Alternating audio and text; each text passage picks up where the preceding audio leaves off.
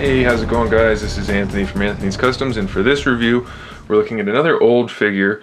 Now, I reviewed the Joyride Arbiter figure before, but this is the active camo version that I finally got, so I figured I'd go ahead and show you this guy. So this is the Halo 2 active camo Arbiter from Joyride, and it is one of the best clear plastic figures that I have ever seen. Out of modern, old, anything, this is definitely one of the best. And it's just because the plastic they used, it held its clearness very well. You can see there's a little bit of yellowing here and there, just the tiniest little bit. But otherwise, it's really well done. And the hard plastic parts, like the main body, compared to the soft plastic parts, which would be the hands, they all still look great after how many years. So that's pretty awesome. He comes with two accessories. So they are, let's see if I can get them out. The hands are soft, but they're not that soft. One is the carbine, and it is solid clear plastic. There's no paint on this thing at all. Does this part still come out? It does. So that's one of the cool features from a lot of the Joyride figures, is the ammo things actually come out. The clips or magazines actually come out. So that's really cool. The sculpt's really good. Nice and translucent. Really, there's no yellowing on this at all. So that's really cool. And then we have the sword, which this is the same sword. I'm pretty sure they packed in everything. I've seen pictures of a colored one, but I've never actually had one. They're always this kind of milky, pearly, translucent color.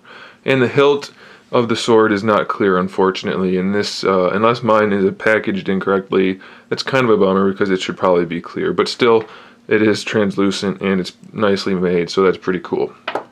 And like I said, his hands are soft, but holding the carbine is a bit of a problem. You have to kind of put it in a little bit crooked, but you can still definitely get him in a decent pose with it.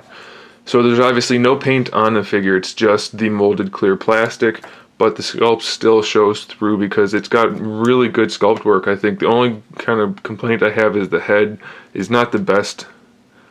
It looks a lot better in clear than it does painted, just because he's got kind of a weird face that they sculpted. The Elite face is kind of weird, I think.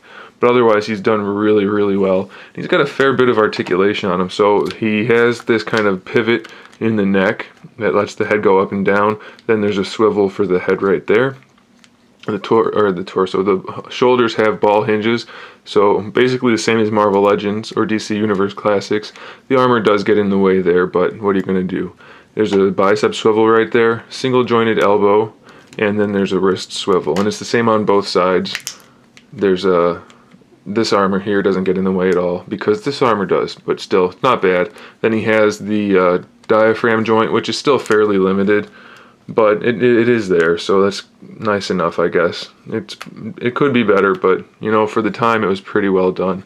He has swivel hips, unfortunately, so that's not the best. You're not going to get a whole lot of range of motion out of these legs, just because they don't line up to actually be useful. So he does have that. Does he have a thigh swivel? He does not. He has a knee hinge. There's nothing here at the backward hinge. It's just the main knee hinge, single jointed, and then it's an ankle pivot as well. So, I mean, you can do a little bit of posing with the lower legs, but mostly you're going to be stuck in a fairly standard upright pose, just like that, just because of the cut joints or the swivels in the hips. So it's a little bit limited in that regard. So I do recommend this figure. Don't expect to get a huge range of motion out of it just because of the hips. They're not as good as they could have been. So right there, just real quick before we wrap this up, you can see he holds the sword no problem at all. And the carbine, I mean, there's a few ways you can get it in there. There's no really one good way. If you want him to hold it perfectly straight, you have to put his hand through there, which isn't right. The finger should be up here, I believe. But I'll just leave it like that for the sake of the video. So you can get him posed well enough, and he's definitely a cool display piece. He standing just like that, 9 inches tall, so it definitely has some good size to him. And he's got a really good sculpt, and it's really good clear plastic. So there it is, guys. That's the Halo 2 Active Camo Arbiter from Joyride. Thanks for watching. Stay tuned for more figure reviews, custom figures, and other good stuff. In the meantime, keep collecting.